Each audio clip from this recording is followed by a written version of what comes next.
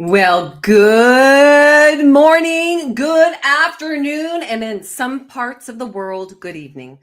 Welcome to the Take Your Power Back show. I'm your host, Peak Performance Master Coach Kim Yeater. Today's empowering program, Operation Clean Sweep Part 3, will encourage you, we the people, to step into our God-given power, access our leadership on a local level, and allow our voices to be heard. We want to welcome in every single one of you today. You are back again for a powerful, powerful episode of Operation Clean Sweep Part 3, our final in the 3. Thank you for taking this time aside. I know every single one of you are show hosts that are broadcasting today. Everybody has a busy life. And life doesn't stop. The fact that you have made it here today to watch this, and even if you're watching this after the fact, thank you for making truth a priority. Thank you for standing for our republic. I want to say thank you to every live streamer. It's because of these live streamers, these show hosts. They are committed to you. They are committed to our country. They are committed to the truth and justice being served. They are streaming on platforms across the world right now. I want to say thank you from the bottom of my heart. You see, it takes all of us, every single one of us, to unite and come together to be that stand for freedom. Today, I want to do a special thank you to my production team that also makes this possible. They've worked with all of our live streamers, and that is Chula Vista Live Data and I'm Data 17. Thank you, thank you, thank you. In today's Take Your Power Back show, Operation Clean Sweep, we will expose the mortgage fraud connected to the Ukraine, China, and Canada that impacts our city, our country, and yes, our own backyard. In the past 2 Operation Clean Sweep shows, we've been showing you evidence of the election fraud, voter fraud, geopolitical shifting, gentrification, and human trafficking cover-ups. We today will show you the fraudulent mortgages with hundreds of billions, if not $1 trillion, in fraud and embezzlement. This is systematic corruption. What we see taking place in Millersville, Tennessee, little Millersville, Tennessee, is a microcosm of what is being exposed nationally and internationally. We will be speaking with the federal whistleblower warrior, retired Assistant Chief Shawn and former city attorney Bryant Kroll, as they continue to roll out the 16-year murder board of evidence connecting all the dots. Just like we saw in the last show, like a string of pearls, each pearl being a parasite of corruption across transnational lines. Now, in the last show, we touched on DOGE, the Department of Government Efficiency. Yes, we've heard a lot. Exposing this corruption at a very high level, right? That's what DOGE is doing. It's so big that it can be really challenging to fully grasp it in how it affects us on a local level. DOGE uncovered $8.2 billion in unspent humanitarian aid through USAID. It is now becoming clearer to us, to we the people, how this governmental organization, USAID, is being run by unelected bureaucrats, shoveling our taxpayer dollars to their pet projects overseas. Today, Assistant Chief Shawn and former City Attorney Bryant Kroll break it down in bite-sized pieces at a very local level, providing all the evidence and connecting the dots of the mortgage fraud funding, the racketeering, and the paying off of these elected officials. Oh yeah, in your neck of the woods. All these dots have tentacles leading to transnational corruption. Operation Clean Sweep is giving us, we the people, a template on how we can take our power back on that local level. The Civil Federal RICO Case that was launched is a template for all of us fighting this corruption and opens the door for a Federal Criminal RICO Case to prosecute these criminals. Remember General Flynn's famous words of truth: local action equals national impact. and the time for action is now. Let's welcome in our warriors, Operation Clean Sweep, retired Assistant Chief Shawn Taylor, and former City Attorney Bryant Kroll. Gentlemen, welcome on into the Take Your Power Back show. Hey, Kim, and thank you guys for all the work that you're doing on all of this and helping us get all this information out. We've been getting a lot of feedback and a lot of comments, and, we're reaching out there and we're getting a lot more information in for us to be able to investigate. Powerful. Really, really powerful. The fact is, you've got people emailing you, reaching out and saying, we have this evidence on a local level right where we are in our state. And the coolest thing from my experience, and I think for all of us that saw the last show, is how you've connected the dots. It's masterful. Bryant, good morning. Good morning. So Bryant, I just, I want to lay this out flat before we even begin and before we dig on in, because I know we're going to do a quick recap. I'm going to pass it over to you guys. None of this is easy. You guys running the race you're running put your business, your career in jeopardy, put your lives in jeopardy, but you continue to stand. You continue to stand for all of us so that we will follow your example and stand and take our great republic back. Bryant, before we begin, I know you like that, right? Bryant, before we begin, I want you to tell me, what has this journey been like for you? Well, at bottom, it's not just another lawsuit. I worked alongside these men and at Millersville, so I've come to know them pretty well. And, seeing their integrity tarnished with the fake news campaign and all of these other things, and then having all these special interest groups get involved, you really start to live it. And I think that the filing of the lawsuit is just the start of a whole new chapter in this book, and we look forward to getting into discovery and all of these things. So I think we're going to see a lot of really, really huge revelations here when that starts happening, much like what you're seeing with DOGE and USAID and all of that kind of stuff. So, and it's shocking. It's also kind of a relief to know that somebody's looking into this stuff. And so a RICO-based lawsuit is another way of exposing the same corruption. So we're here and we're ready to get after it. Come on, we are here and we're ready to get after it. And we are exposing the parasites of corruption. Shawn Taylor, what has this been like for you? Just continuing to try to dig information, mine information, be able to take in the information that some of the viewers are giving us. It's literally been about 16 to 18-hour days, maybe enough time to take a 10-minute break about every 4 or 5 hours. So it's nonstop. Information never stops. And if you don't stay on top of it, you get behind, and we're not willing to let that happen. So we got a long way to go because we're just really starting the fight. Yeah. I think that's important for all of us to hear. We now have someone in office, Donald J. Trump, that is standing for we the people and giving us what we need to truly take our power back on that local level. But it is going to be up to us to take that action. So what you're presenting today is really to empower each one of us. You're giving us the template, and that is going to be key in taking our power back on that local level. And I just want to acknowledge you guys. It has been a blessing to be able to work behind the scenes. And a lot of our show hosts that are sharing today, they've had you on their shows. They know the journey that you guys have gone through. They know your house being shot up, Shawn. They know what the Tennessee Bureau of Investigation did to you. Bryant, we even know the threats that you've been getting, right? Your career on the line. So I just want to say, this was the word that came to me this morning: men of valor. That is who you are, is men of valor. Thank you. Thank you for being the George Washington. Thank you for being the Abraham Lincoln.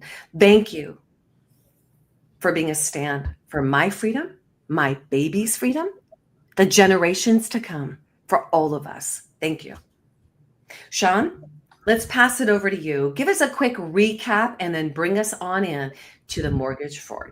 So what we're going to do is we're going to share one of the I2 charts that we've been creating, gathering all the evidence and stuff like that. And we're going to end up going through some of this piece by piece and showing how it breaks down, how these people are connected, and just how far it goes. And it goes to your neck of the woods, Kim, and goes into Maricopa County, Arizona.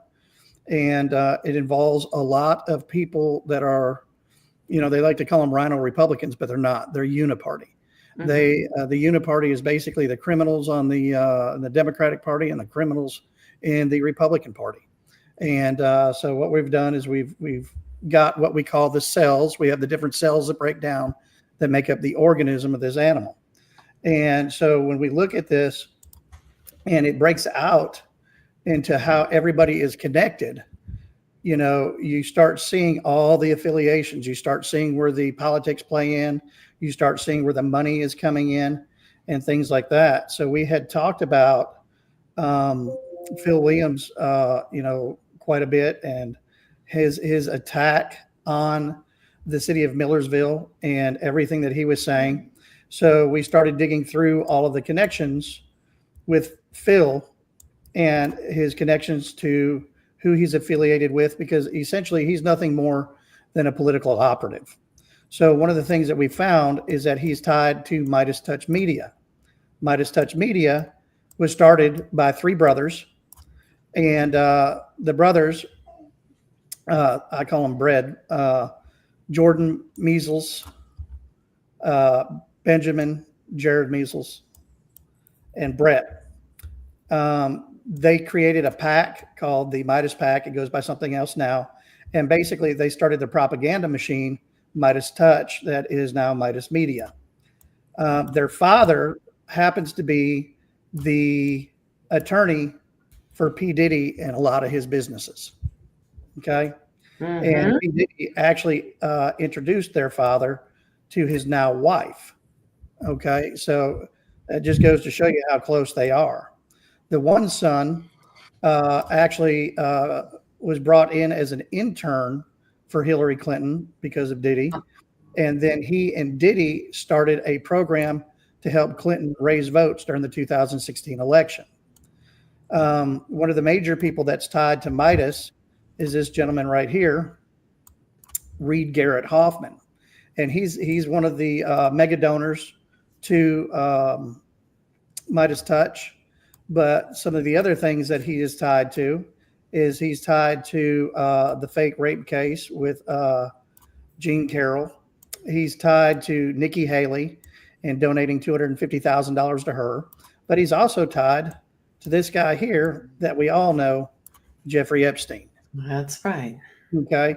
And who else do we know that's tied to Jeffrey Epstein? Hillary Clinton.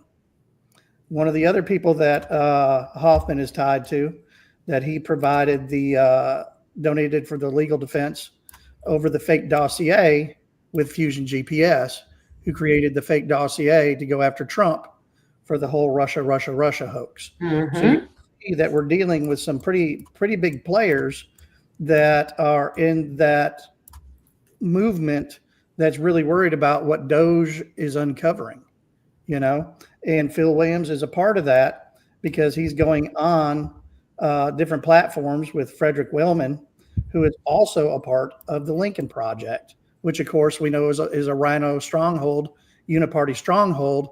And, one of the people that we saw that they backed in a major way was the former senator there out of Arizona that died. I can't think of his name now, but he had run for president and all that. The Lincoln Project had backed him. So when we start unpacking all of this and we start seeing how it comes together, we started talking about, Christina Template and her voter fraud issues and things like that, her backing what we call the Template 3, mm-hmm. which were installed as commissioners at the city of Millersville.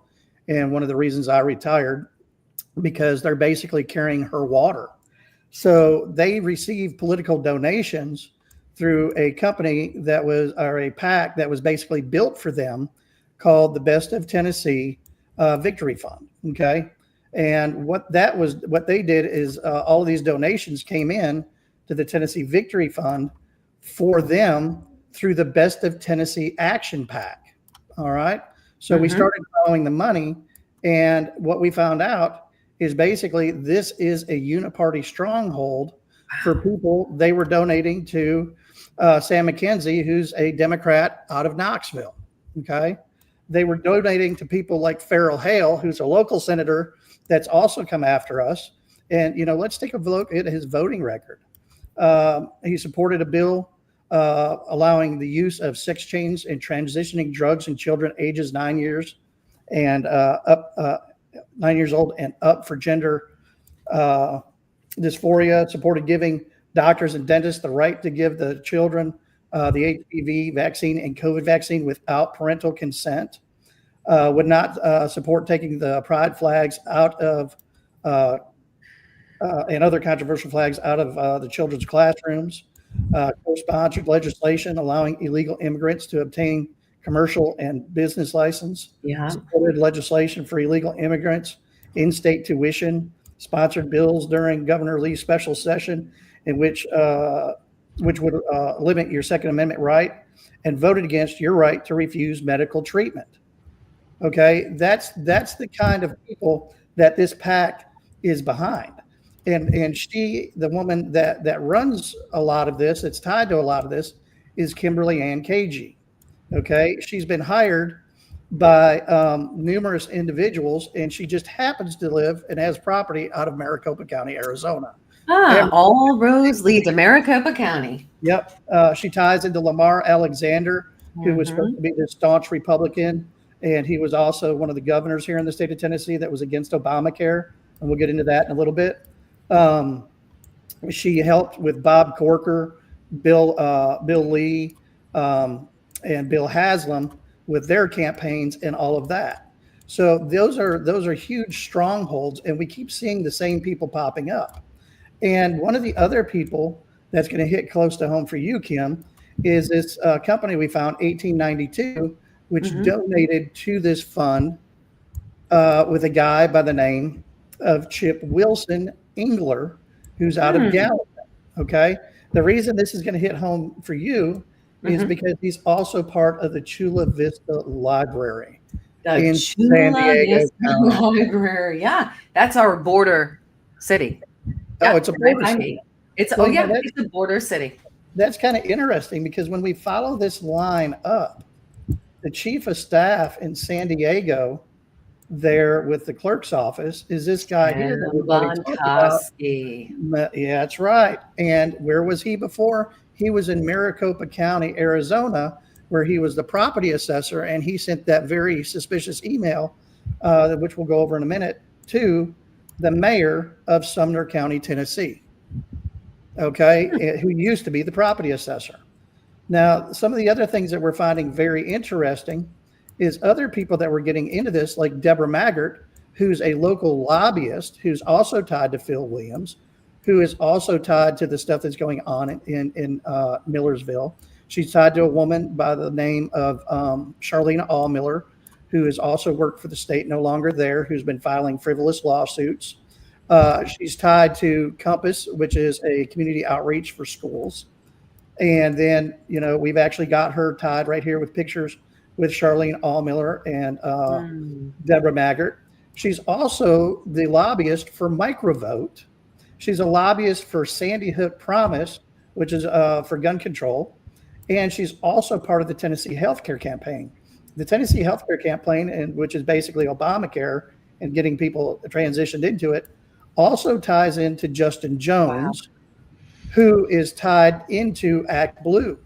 We found that we had 422 identical donations on June 30th for the same amount of money for the exact same people to come in through Justin's platform on Act Blue. And we had the exact same amount of donations on that day from the exact same people go out to Maxwell Frost, who's also a social justice warrior out of Florida. And he's one of the youngest congressmen trying to push this social justice change. And all of a sudden, that goes all the way back to the CEO, one of the first CEOs, Jonathan Zucker, who then ties into back to Mr. Wellman.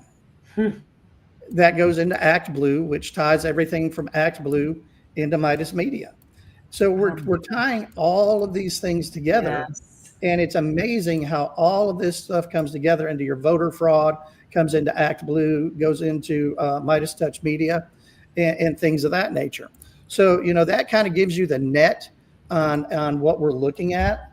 And, we're going to kind of go through a little bit of a slideshow and look at this on how it breaks down. And so let me get this screen correct for us. Here we go. And let's share this. Okay. All right. Let's Got see. it. Coming up right now. Well, this is, I think, Shawn, I just want to say this, that when we visually see the chart, and Bryant, and you see our brain can't handle that. There's only so much information our brain can handle without the visual. So when we have that visual, man, we can land it. And what does San Diego have to do with Tennessee? Like, how is that all connected? But it is all interconnected. Right. Let's pull up that chart. All right. So the last time we met, we went over the voter fraud with Christina Template. Oh, yeah. And we were able to prove all of that. We've got her voter registration. We've got the election roll that showed that she had actually run or changed her address on January 18th of 2018 to the 7711 Ruby Lane. We were able to prove that there was no house there, nothing, until March 12th of 21. And so we've been able to discern that she committed voter fraud, that she registered to run for office and get elected, and all of that. And every one of those, there's different crimes in that. And Bryant explained that, when you're taking an oath of office, when you're signing documents like this, you're not only committing felonies, you're committing perjury as well by signing these documents, and you've committed fraud. And so we were able to discern that 100%. And one of the things that we were able to also prove is that the voters, the Sumner County Election Commission was involved in this through the emails regarding Christina Template, them trying to say, the election office trying to say that Millersville did not have a requirement where they had to live in the city to run for office for the city. We have them changing her dates on when they said she registered at that address. And, we've got the emails directly from the elections office, which is run by Lori Ashley. And so, when we're looking at this, you've got to wonder, how in the heck can this be happening? And then, we sent it up to Ray Whitley, the district attorney general there. And Ray Whitley has, he basically sent us a letter back saying he wasn't going to prosecute, that couldn't be successfully prosecuted. There wasn't enough evidence. Let me tell you, there was more than enough evidence. And, when we look at Ray Whitley, we have to look at some of the things that he's been involved in. And one of the cases that he was involved in was the Spurlock Marshall case. And I'll let Bryant kind of explain that for a minute. Sure. And these are both public records. I think you should be able to get them off of like Justia, but it was state of Tennessee versus Marshall and then state of Tennessee versus Spurlock. What happened there is those were co-defendants, and then there were two separate cases. They split it. Mm-hmm. And the roundabout way, I guess the Cliff Notes version of it is that there was it wasn't just an overzealous prosecution. And this isn't me talking. This is the Court of Appeals talking. So it when the judges, there's a 3-judge panel that's involved in those decisions, and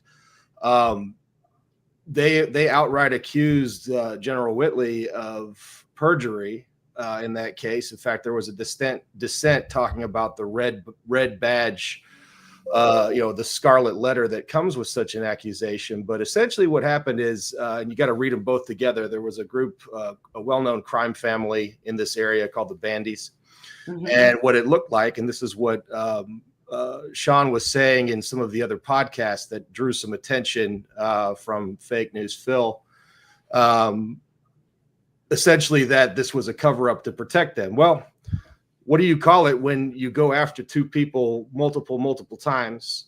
there is no evidence that they actually did the crime, and you're doing it. Meanwhile, the other guy is the one that's guilty. I mean, it looks like a cover-up. Objectively, that's they ultimately, Shawn, I think it was 4 different prosecutions that kept coming in, and there was altered evidence. There was a videotape that wasn't handed over to the defense, and there's all these things. They got convicted, it was overturned. They got convicted, it was overturned. They got convicted, it was overturned. And I think it was like 12 years or something like that these guys were just run through the ringer, and then finally they get out, and I believe they sued in federal court. And then, of course, you have a immense hurdle with getting over prosecutorial immunity. So essentially, there could be no recourse for these guys. But that was one of the very first things that Fake News Phil attacked Shawn Taylor over in Millersville right after the pedophile sting. He was saying, "Oh, he's been critical of the district attorney." Of course, he also said that Shawn has no evidence of that. Well, the cases are public records. So you really can't make this stuff up. You got to love the propaganda machine that they just look you right in the face and say, you don't have any evidence of that. Meanwhile, there's 2, published cases with all of this, 25 pages each or something like that go through this process. This wasn't Shawn making this up. Right. This is a matter of public record. So that's the gist of those cases. And Shawn, I'll turn it back over to you if you've got the stuff ready. Yeah. So one of the other cases is this Schaefer Middle School teacher, who goes by the last name of Ring, who had sexual assault charges put against him, I guess basically is what it was, for 2 counts of aggravated sexual battery and 2 counts of simple assault. And basically what ended up happening with this case under Whitley is this teacher was given probation. Okay. He was given probation for assaulting children. And it just so happens that this teacher's brother is a local politician as well. And it was to the point that Whitley was going to allow him to continue teaching. And it was on the Board of Education to take this teacher's license from him to stop him from teaching. So imagine that, a district attorney who is going to allow a predator to go back to the classroom, right? So, but then we have some other national cases that have come through here with Ray Whitley that have caused some really, really big headlines. Even Giuliani got in on this one, which is the Grant Solomon death. So the Grant Solomon death is where a teenager, Grant Solomon, was going to go forward to testify against his father for his father molesting his sister, Gracie. And the school tried to cover it up there. And the next thing we know, Grant's dad wanted to meet with Grant at a location there in Sumner County, which is under Ray Whitley's control. And mysteriously, Grant's pickup truck runs him over. His own pickup truck runs him over. Now, his father is very politically connected because he was a news anchor at I think it was Channel 4 News. And a lot of people thought a lot of him. But when we started digging into a lot of this stuff, we started finding things that came back to some of these local schools and things like that. And basically, a lot of kids that had been being molested, and it was trying to be covered up and stuff like that. We had enough information on this to be able, like right now, we've got enough information to pretty much prove that the Grant Solomon case was a murder. But Ray Whitley refuses to open the case back up.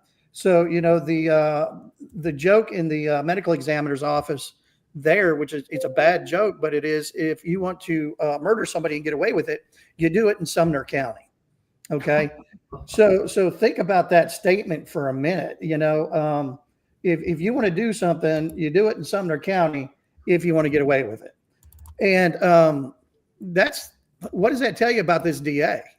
It tells you he's a part of this criminal organization that we're looking at. So that's Mr. Whitley, who refused to prosecute Miss Template. And one of the next characters that we end up finding in this is this Deborah Maggart. Deborah Maggart is she was a local politician, and then she became a lobbyist. And if you look down there on the bottom there, it says Microvote General Corporation. Shawn, Microvote share your is screen. Share your screen with us. Is It's that not shared. sharing? Nope, not yet. Okay. You well, had gotten popped out. Present, share screen. Let's see here. Let's try this again. Okay. Try that and that. Let's see if There you that go. pops up. Beautiful. Excellent. Okay.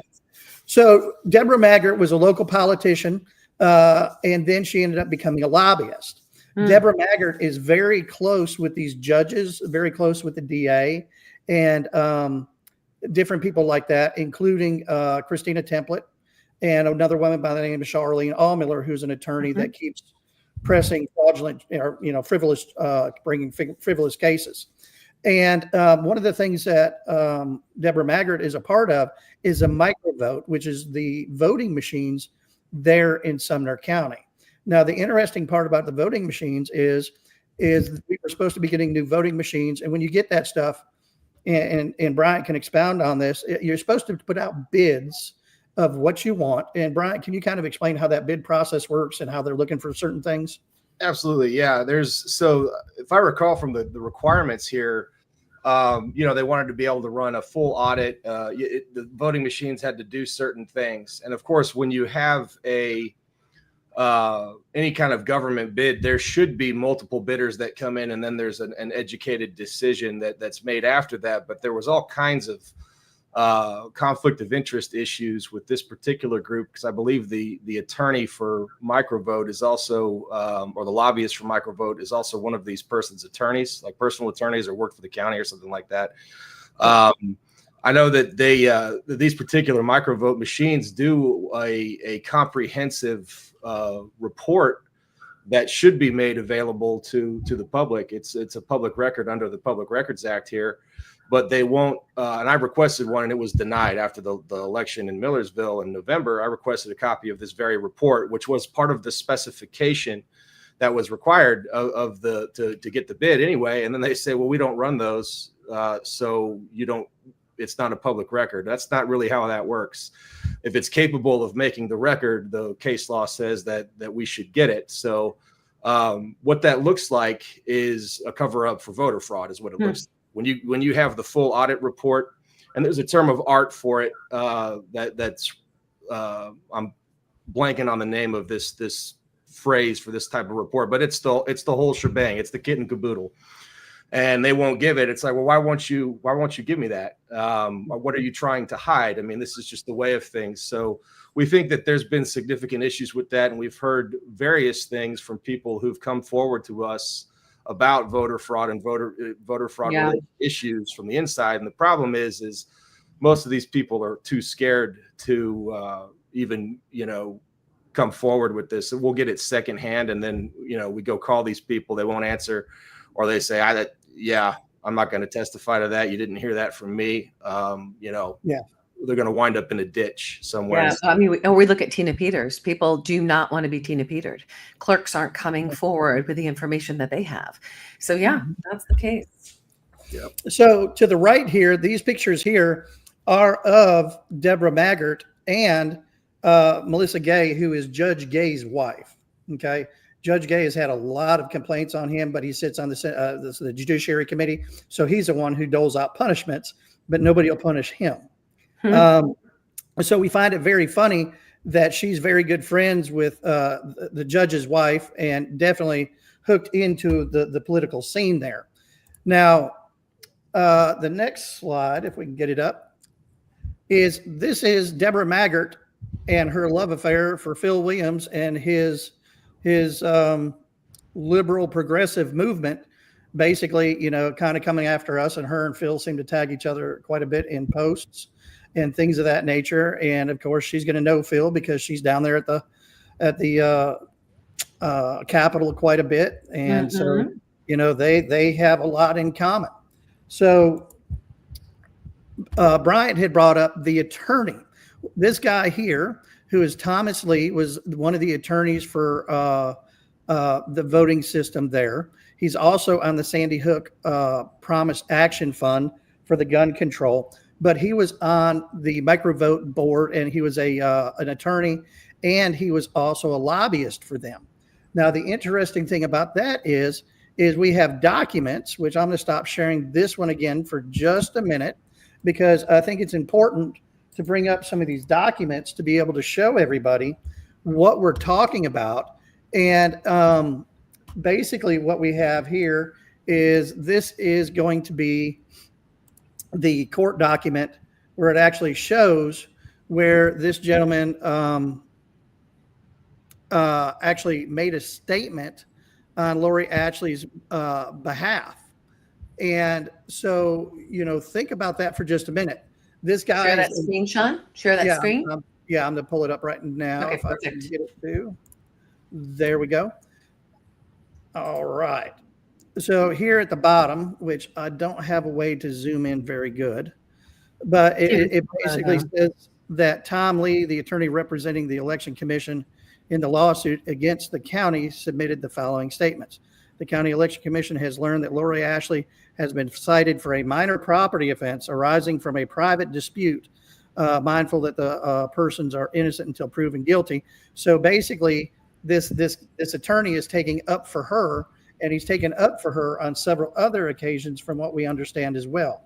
Now, when we get further into this, you're going to see that this wasn't just, we already know. We played the 911 tape on the last show where she actually assaulted her husband, boyfriend, or whatever he was. Yeah. And you have the guy who's an attorney over the election systems that she purchased, that she shouldn't have purchased, because the other bid that they had covered what the county was looking for more. So the voting machines that she went with did not cover special elections there, and she went with the microvote instead. And that cost, little cities like Millersville, almost $100,000 extra to be able to have a special election, where she could have went with the other machine, which was all encompassing of what was needed. Okay. And she did this pretty much on her own. So this guy was involved in, helping her and assisting her. And when we look at it in totality, we have to look at Charlene Allmiller, who's, pretty much a liberal attorney with ties to the state of Tennessee. She's tied directly to Deborah Maggart. Allmiller is tied directly to the templates right here. We know that they're talking. We know that they have a lot of talks about what's happened in Millersville. So they have to keep Lori Ashley in office so they can manipulate what's happening in the city of Millersville. So when we look at Lori Ashley, one of the things that attorney was talking about was a theft that occurred. That was a theft over $1,000 of a trailer. And I believe it was Judge Gay made this court case go away. It just poof, it's gone. Okay. And you got to wonder why. Why is this happening? Theft, Bryant, correct me if I'm wrong, but that's a question of morals. Crime of dishonesty. Yes, it is. And anybody who's in an elected office should have automatically been put on administrative leave pending the outcome of the court case. I mean, is that not correct? Yeah, that would be the proper way to handle that. If you've got a theft issue, it's a crime of dishonesty. You have a person in a position of trust. It would make sense. And in fact, I believe it's standard protocol for that you would be taken out of that position of trust until this matter is resolved. And I mean, people are innocent until proven guilty, but there's evidence of this. So that needs to be addressed as well to protect the citizens. I mean, and it didn't happen. Yeah, and it did not happen. So, when we start putting all of these different people together and all of a sudden we start seeing what's happening, you've got so many people that are involved that claim, oh, well, I'm a conservative Republican, but yet these are the exact same people that are, what is it called? The the Sumner County Constitutional Republican Party, I think it is. Is that correct, Brian? Yeah. They've been attacking that group.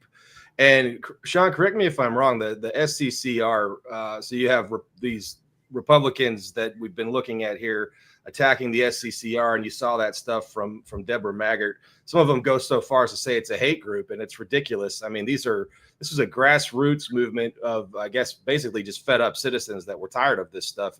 And Shawn, you may know more about that, but I've met Jeremy Mansfield, who was he's over there in a town that neighbors Millersville, and he's an elected official out there, and he seemed like a stand-up guy to me. Yeah, and they're filing these frivolous lawsuits to try to find out where information is coming from, so they can try to stop the information. Kind of like Judge Thompson refusing to sign the subpoena, requesting information, and he wanted to know how our detective knew about the information even existing. And so, you have this entire conglomerate of these people who are acting definitely not for the people. And, they're voting into the lobbyists, the voting machines. They're in the DA's office. They're in the judge's seat and things of that nature. So when we start looking at this in totality, we've got some real problems here. And people need to understand, this is not just in the state of Tennessee. This is problems that are happening throughout the United States. And, one of the people that's been really tied into this is the county mayor there in Sumner County. And so the county mayor that we had told you about before is John Isabel. And before that, I believe he was a property assessor for 16 years previous to being elected the mayor of Sumner County. And we had brought up his John Isabel's ties to that Tim Bonatsky guy, who was the deputy chief property assessor with the property assessor, Paul Peterson, who's in prison for human trafficking, out of Maricopa County. And then we showed the emails of where Bonatsky and was sending email directly to John Isabel about them being concerned about him running for county mayor. Why are they concerned in Maricopa County in the International Assessors Association office concerned? What does that have to do with anything? And then all of a sudden, when Paul goes to prison, what happens? Tim ends up in your area in San Diego County. San Diego, California, Tim Makovsky. Yeah, and he ends up there. So we're looking at this huge political thread that we're pulling. And is that why Lori Ashley hasn't been to court on what we had talked about for the 911 call? Is it this political machine that they've created to keep this stuff from happening? Because one of our people called the Sumner County Court Clerk's office about Lori Ashley's case. That person was told that it was transferred to Davidson County because she was over the elections. So, that would make sense. You transfer it to a different county. Well, the problem is when Davidson County was called, they have no information on this case whatsoever. And basically the case has been hidden. Okay. So, we got some real problems there, and you would think that it's just at the local level. Well, it's not. It's not just at that local level. It's going all the way to the top. It's going all the way to the top, and it's involving things that people would have never thought of. We've got people like Deborah Maggart. We've got Lori Ashley. We've got the DA. We've got people like that are trying to cover up the different things that are happening, not only here in the state of Tennessee, but are happening throughout the United States. And one of some of the people that we're looking at are people like Bob Corker and Lamar Alexander. Lamar Alexander was a governor here. He went up to the federal level, and then you have Bob Corker, Senator Bob Corker, who's involved in this. They were completely against the Obamacare thing, and they were trying to stop a lot of it supposedly. But we talked about the Tennessee healthcare campaign, and the Tennessee healthcare campaign is basically Obama's. It's something for the Obamacare and things like that. And that group was started by Augusta Garr, and here we have Lamar Alexander and Bob Corker with Augusta Garr, promoting him. So talk about talking out both sides of your mouth. So again, here we have people like John McCain, who I was talking about, couldn't remember his name, that's tied to the Lincoln Project. And then all of a sudden you have these rhino Republicans as well. And Bob Corker certainly didn't like President Trump, and he ended up leaving office early under Trump's first administration. So, but then the person you have tied into the Obamacare campaign is Justin Jones. And Bryant, can you tell some of the stuff with Justin Jones and what's going on with him? And he's one of the Tennessee Three, and that goes back to the protest that came after the Covenant shooting, if I'm correct. And was he the one that was jumping on top of the police car? Yeah. Yeah. I mean, inciting a riot and all this stuff. And so you've got this, there was a vote to try to remove them from office. And then it became kind of a rallying cry for, more flashpoints for the left side here. But you look into the screen you've got up there, you're talking about the history being manipulated and cleansed. I'll tell you, Shawn, anytime we've run a lot of open source intelligence reports, and everybody's got stuff, on them. And when you run somebody and there's nothing there, that is a red flag. Like, I mean, so you're what goes into open source intelligence stuff. This is the, you've got your internet, you've got Google, you've got searches and things. And then when you have a background report, like something like LexisNexis or Westlaw or Intellius even, and each one has its strengths and weaknesses, they'll look at like utility records and things like that. That'll be reported, so like a cell phone or something like that. You have your DMV records, you have all this other stuff. And when you have somebody whose background's been cleansed, it's usually an intentional act. They've had to go and do it. And there's certain programs that you can go through, like one of the same companies that's really good at open source intelligence also tells you how to be, hidden off the, but why would you worry about these things unless you're trying to hide something in your background? It's very interesting stuff, but Shawn's found some serious money ties going from him that we saw on that chart, the I2 chart. So and that's what we're talking about there is Act Blue coming into this. We got 422 people who donated to Jones on June 30th, but yet those exact people supposedly gave the exact same amount, not only to Jones, but to Frost on the same day out of Florida. Okay. This is where we got into the whole smurfing and things like that. And, we look at that in totality. It's like, where is all of this money coming from? Yes. That's going into these systems, this stuff that DOGE is finding, we're talking about billions and billions of dollars.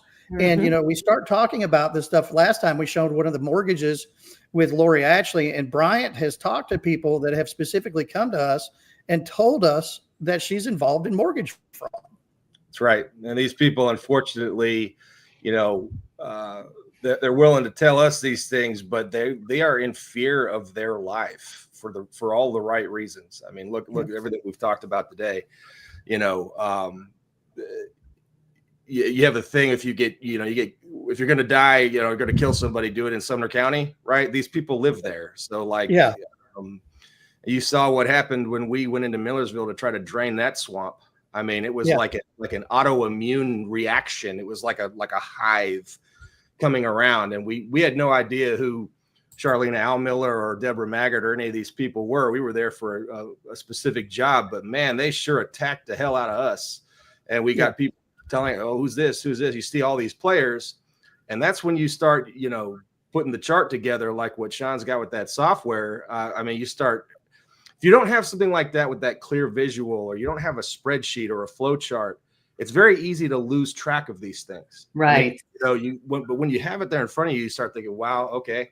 And each one of those connections is based on credible information. I mean, there's, like you've seen the pictures of these people hanging out together. You've seen them at the same shows. You've seen them reposting each other's stuff, on social media. Those connections matter. Yeah. So what we're looking at here is we've found, we want to know where the money comes from. We've got 113 homes that tie to Progress Residential. And those 13 homes have a total of $1,461,112,000 in mortgages. Okay. So think about that for a minute. $1 billion in mortgages. And we're finding out it's a lot of the same banks that are tied together that are doing this. And the company Progress Residential and about 200 of the companies that we've identified come back to the exact same address, which is P.O. Box 4090, Scottsdale, Arizona. And then it comes back to the physical address of 7500 North Dotson Street, Suite 300. And they've got about 200 different names that they go by. And what those are is those are shell companies. Okay. Those are shell companies. This is part of what we believe to be the money laundering organization. Another part of this money laundering organization ties directly to Canada. Of all places, Canada. Remember, we're talking about transnational money laundering. This is the money that's lining the pockets of the judiciary, the DAs, these politicians. And it's funny because all of these politicians are involved in one thing, and a lot of the judges are too, is they're involved in construction of single family houses in one way or the other, whether it's electrical, whether it's being doing the titles, whether it's the actual physical construction of the home. But all of these people that we're talking about pretty much have their own private businesses that tie around construction that has to do with the single family homes. And they're pushing the construction agenda. So we see this money coming in billions of dollars. That's just in 3 homes. We had over $1 billion moved through 3 homes. Wow. Okay. Just in 3 homes. And we got 113 under that one name in Sumner County. So I'm going to say it's probably safe to say we've got that many homes. We probably had 100 billion run through Sumner County alone. Okay. So they've got to launder that money somehow. Okay. And what that is that's what the money we found is the ending process of the money laundering. We found the tail and we started pulling on it. Okay. And this is what it uncovered is a lot of this money is being run through the government of Canada. Canada is one of the number one money laundering places in the world. Between 40 and 130 billion dollars is laundered through Canada every year. Majority of that money is made through illegal narcotics trafficking and human trafficking, weapons trafficking, and things like that. And of course, who's tied to that? The CCP and the cartels are tied to that. The fentanyl comes from the CCP to the cartels move it. And the same thing with the human trafficking. So the 2022 to 2023 year, they audited 237 financial institutions in Canada, and only 106 had been doing the suspicious activity reports that were necessary. And that's part of the regulations that have to do with stopping money from going into terrorist financing and things like that. And what have we found through USAID and DOGE is a lot of our money was going into groups that are involved in terrorism. We were funding. That's a big deal. Okay. So, you're like, okay, how do they do it? Well, right here's your mechanism. Ukraine sovereignty bonds. Okay. So what's happening is Canada is putting out bonds based off of their AAA credit rating, and they're bringing in this money, and then they're using the IMF, the International Monetary Fund, to move the money for them. But it's not just them. You got the World Bank and all of that that's involved in it as well. APEC, the Asian Infrastructure Bank. And think about that. China has been moving into all of these countries, helping build the infrastructure. We have companies in the state of Tennessee, which are getting bonds from China to build government buildings, and they're laundering money inside of that as well. So the construction company is helping the municipalities get loans, which are some of these bonds that are run through China. And maybe the project's $2 million, but they get $4 million. And, they say, hey, it's going to be $4 million to do it, but it only costs $2 million. And then those other $2 million go to kickbacks to your other politicians and things like that in the area. Right. Wow. So you have all of that happening at a micro level, but this is your international level.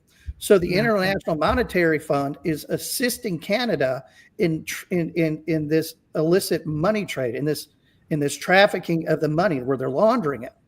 So what we find is when did this start? When did all of this start is what we have to ask. And Canada has gone through some major transitions over the past 20 years. And what we have found is, while under Justin Trudeau's administration, did the Canadian government take measures to involve leading bank institutions known for their significant money laundering offenses to aid in this Ukrainian bond thing that they have where they're laundering money? Would they do that? Well, only one way to know. You got to ask the question and you got to look.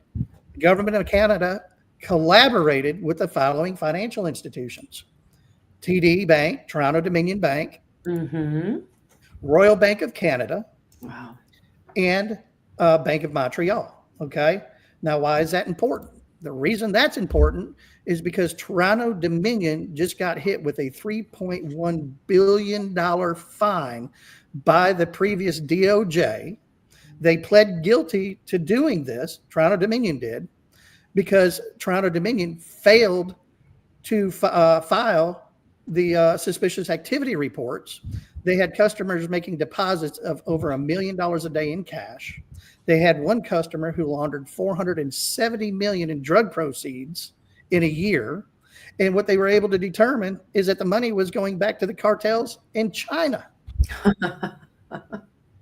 Okay. So let's think about that for just a minute. We have all of this money that's moving through Sumner County, Tennessee. Yeah. We have people who are acting like they're Republicans that are nothing more than uniparty, and they're all involved in the construction business in some way, shape, or form. They're surrounding one another, protecting one another from criminal charges, and all of that. Bryant, if I'm not mistaken, isn't that considered conspiracy that falls under RICO? It would, and I mean, you've got this like we saw the deal between the former mayor and how that affected the city with the houses being built and what should have been the right of way for emergency vehicles.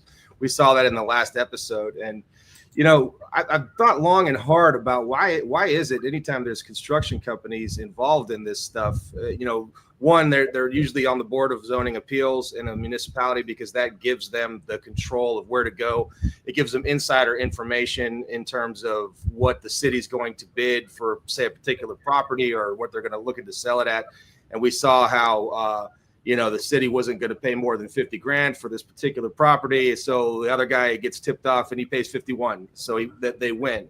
But when you think about construction, and Shawn, we saw this in the some of the records we were reviewing while we were Millersville officials. It was, you think, well, how easy is it to say that you paid for 40 bags of concrete when there was only really 20 used? Then you look at like what's going on. That gives somebody, if 40 bags were bought, now you have 20 bags, you can go, and I don't know how much that does for will that be a whole driveway or whatever? I'm just using that as a number. Right.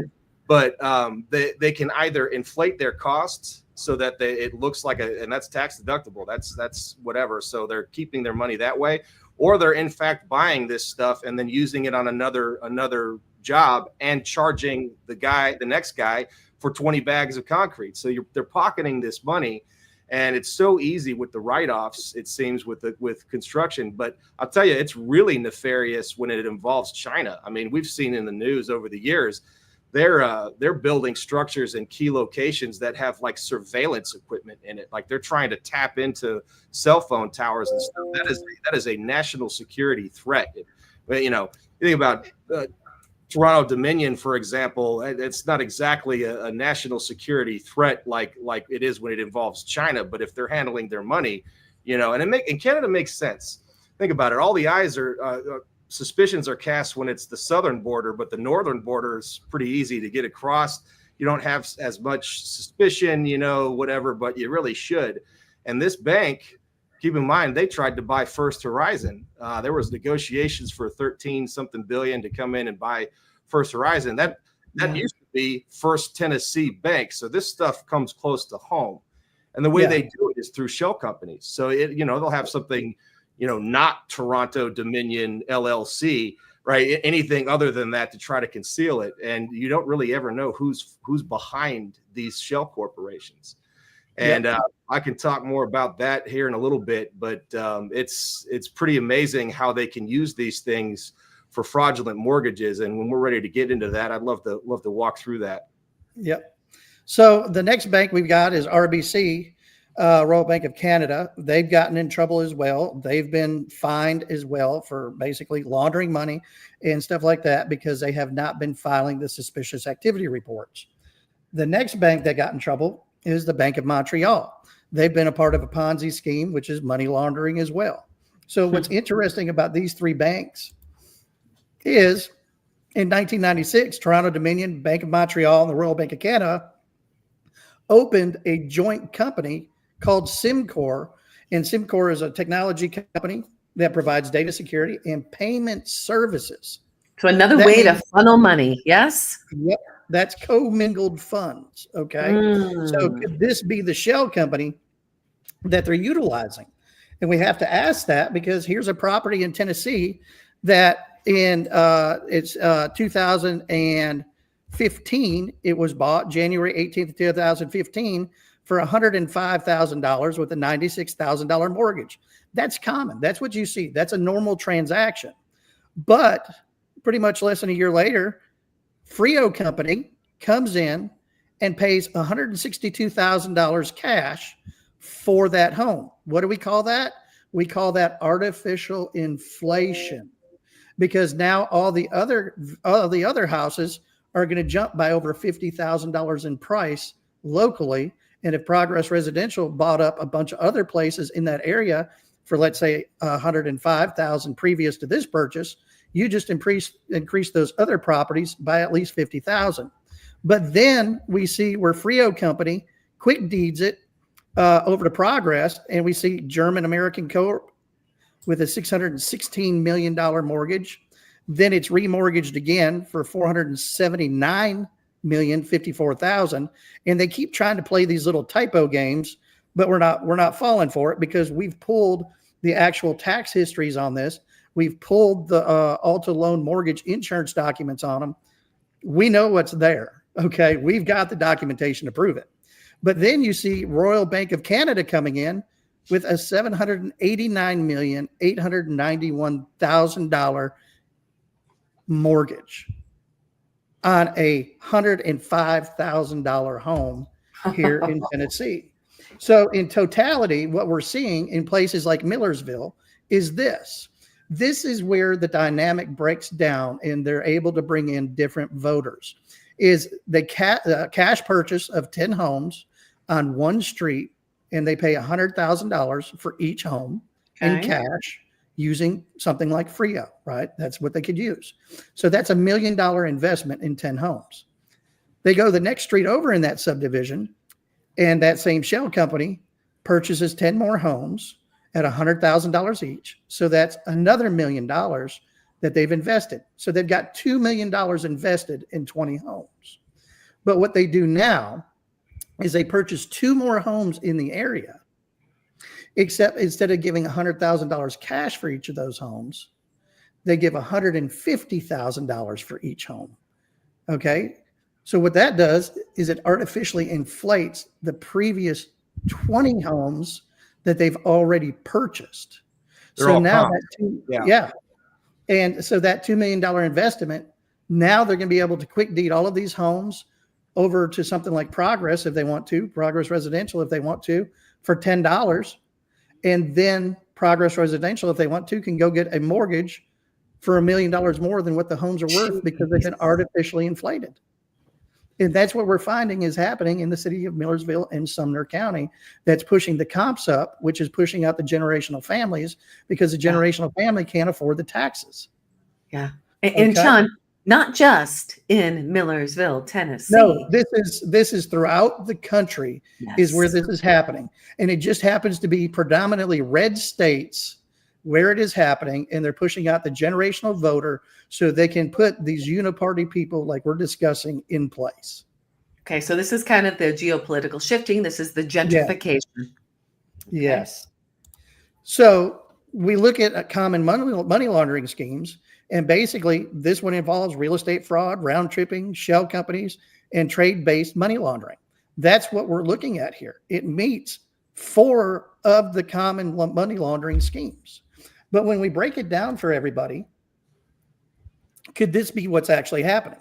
Cartels in China deposit money made from illegal acts into Toronto Dominion Bank. Money can then be commingled with RBC through SimCorp. Money released to Frio for the purchase of numerous homes, paying cash. Once they get those group of homes, Frio can quick deed it to Progress, a group of homes for $10. Then Progress could then take out an inflated loan through places like RBC, and then clean funds come out because it's now been laundered. And then they can take part of that money and put it into the Act Blue platform. They can put it into all these politicians, and then they can put it into the Mexican cartel and into China and the CCP. So is that what we are actually looking at here? And, pretty much, yes, that's what we're looking at. This is what we are finding, not only here in Millersville and Sumner County, but we're finding it throughout the United States. So, we have to look at, what they're doing is they've created this entire infrastructure is what they've done, is they've created this infrastructure where they now control the court. They now control the DA. Now they have their lobbyists in that are bringing in the voting machines that they want people to use so that they can manipulate the votes. That's right. Or refuse to give us, let me rephrase that. They can refuse to give us the documentation to show that the vote was true. We have these huge things like Midas Touch Media that are involved in moving money. That's a part of Act Blue. That's part of the Lincoln Project.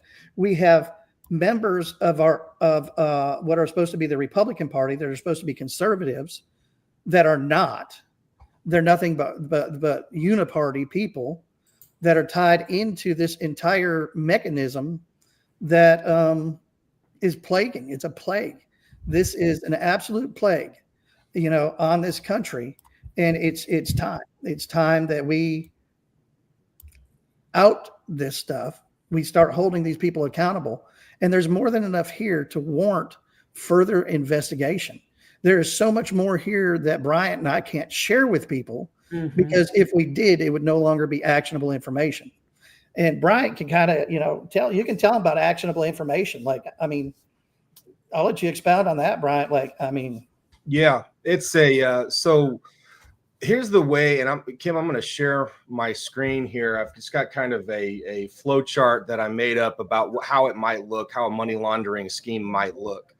And I'm sure your viewers are wondering, well, wait a minute, they've bought these houses. Isn't that good for me if I'm in the neighborhood? Yeah, your Zillow's, you're looking at the Redfin Zillow and everything. It's just skyrocketing. But what is the risk? So if you'll recall, after 2020, they changed some of the banking rules. It used to be that when you received $1,000, for every $1,000 you received, the bank could loan out $900. They had to keep back 10%. So any bank only has 10% of the actual money that you give it, right? They're using your money. And then it goes from there to the next, to the next, to the next, to the next. So you have all of this paper. And the paper is where you get into mortgage-backed securities that come in and will say, oh, well, that there's an asset that is behind this paper, kind of like how gold used to be behind the dollar, So you say, well, it's not just a piece of paper. This is great. And then you get into things like letters of credit. That's another big fraud. Now that's just a piece of paper from a bank to another bank that says this, please loan this guy $1 million. We don't have it, but we're good for it. It's an IOU. So you've got that. We saw that with the central bank fraud that we talked about in another one, and Shawn and I were directly involved in a case with that. So looking at the how this would work, it's essentially risk-free for these banks to do this. But after 2020, they don't have to have 10%. They can loan out 100%. This is 0%, right? So you've got this some of it appears to be a typo. Some of them were not even close to typos, right? So you look at that, what that does, and I'll show you over here. If you look at the screen, that's where this comes in from this hedge fund down here to this mortgage-backed security for investors, right? They can loan out. I've got mortgages, and I just whoop, one of them's $230 million. Now all of a sudden I can loan out 102% of that as a mortgage-backed security, right? So let's look at this. You got Pablo Escobar up here, and I just picked that name because everybody knows who that guy was, right? You have the narcotics proceeds, obviously illicit, that comes in. There is no Pablo Escobar account at your bank. Obviously, they're not going to do that. So he's got his Global Trust Services, an offshore shell company, right?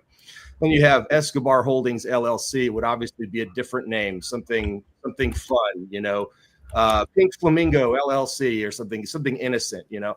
And you come here and there's a Farmers Bank. There's a Farmers Bank, I think, in every town. They love using that name. So you have your loan origination. You have this money coming in, and they want the money. I mean, most of these bankers, their mindset is we don't care where it came from. We're here to make money. So, I mean, they have the Swiss banker mindset. You know, I don't care if it's terrorists. I don't care if it's whatever. Damn these federal laws that we have. Like, if FinCEN didn't have stiff penalties, none of them would report anything to anyone ever. So that's kind of why it's so important that we demand strict compliance with that. So then from here, it goes into a hedge fund, and that's the one you got to worry about, because once it hits the hedge fund, they just wrap these things back up over here to this shell company, and then they're selling these mortgage-backed securities and making actual money off of the typo at 100%. So now, say and they'll mix them up with all of their legitimate holdings, right? So you've got legit mortgages for all these things. Mind you, they're all hyperinflated for this area based on them pumping money into it. Now that becomes a basis. That's something that they can write off later, you know, whatever. But we're in a position now, we believe, that we're looking at something that's going to be far worse than 2008 if this collapses, because there's not anything really backing this stuff up. If you've got these typos or whatever, we know that they're not typos. We know that it is, in fact, it can be a payoff. There's ways that you can use these, right? If you have a loan from a bank and you never have to repay it, right? That's a payoff, but it's not income to you, because a loan is not income, so you don't have to report it. So a lot of these that we've seen, we believe were payoffs. Of course, we can't look at that because they took away the FinCEN access before we can get to it, but our government can, and hopefully a group like DOGE can. But once you get down to this thing, you've got clean money at the bottom of this, but they're selling them to things like your pension funds. Mm-hmm. So this could all be really affecting every single one of your viewers, Kim. And you got this money laundering, you have foreign investments coming in, you've got destruction of these things, and it's going to be not just in Middle Tennessee here. This is everywhere.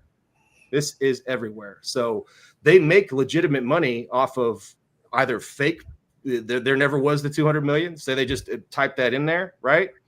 Or they put that there, and it's there, and it's part of this scheme to elevate the properties. Any which way you look at it, they know how to make money off of this stuff, and there's no way for us to find it without tools like FinCEN. I mean, and these like $3 billion fine to Toronto-Dominion, how many billions did they make before that was even uncovered? And the problem with these investigations too is they're very secret, they're very confidential.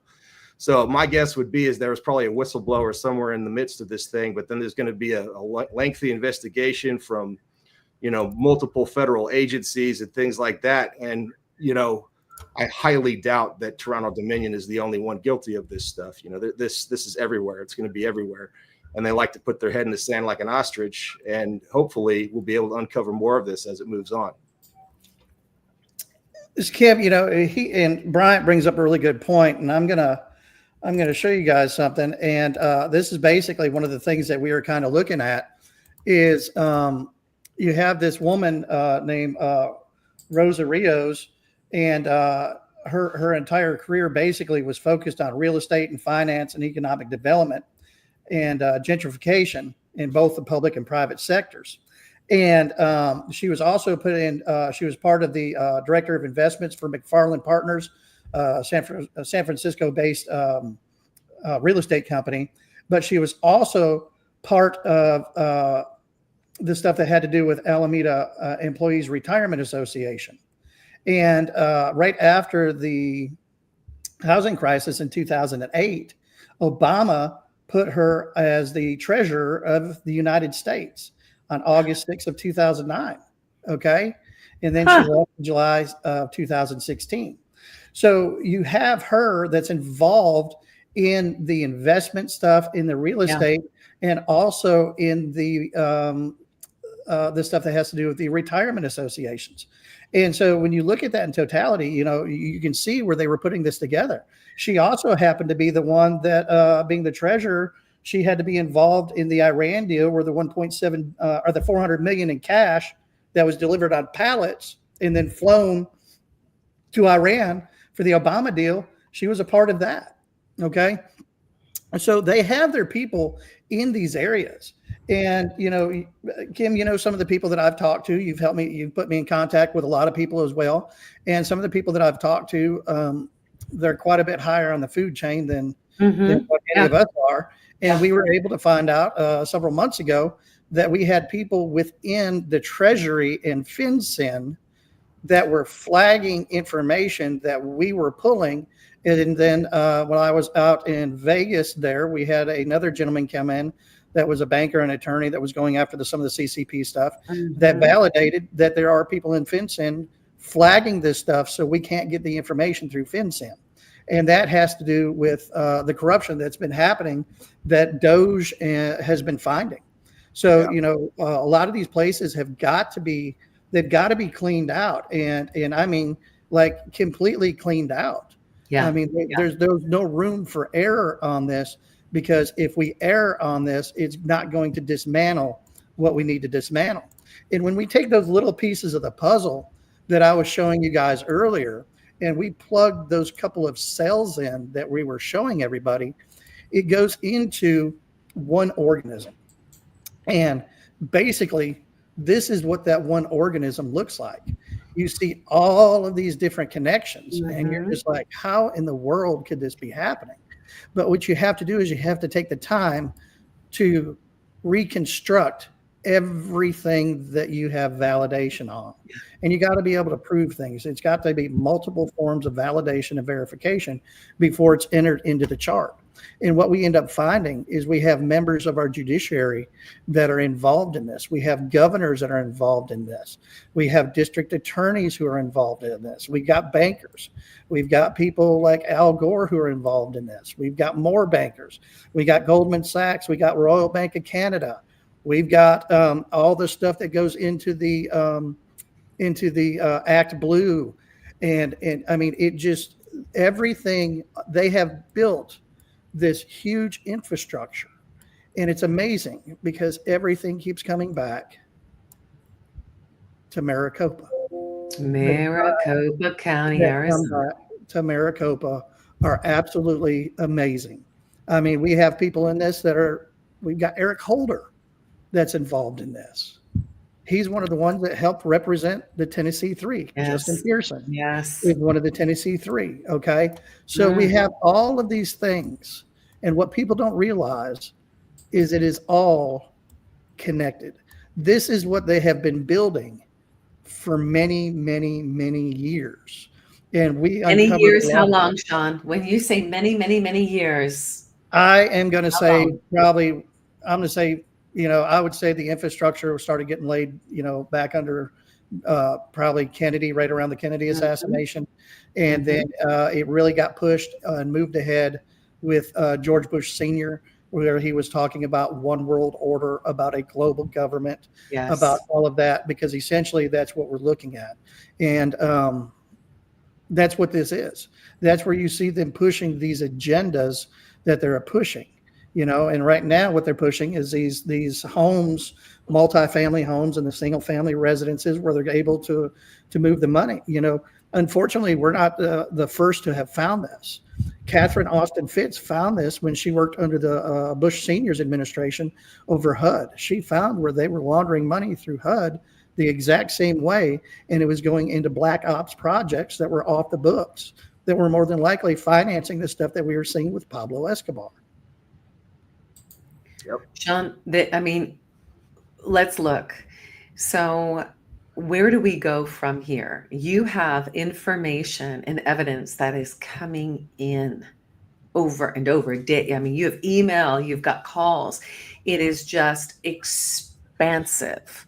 And like you said, you cannot show us some of the things on here. You can't reveal some of that information. But Right. everything that DOGE is exposing, you have all the evidence of.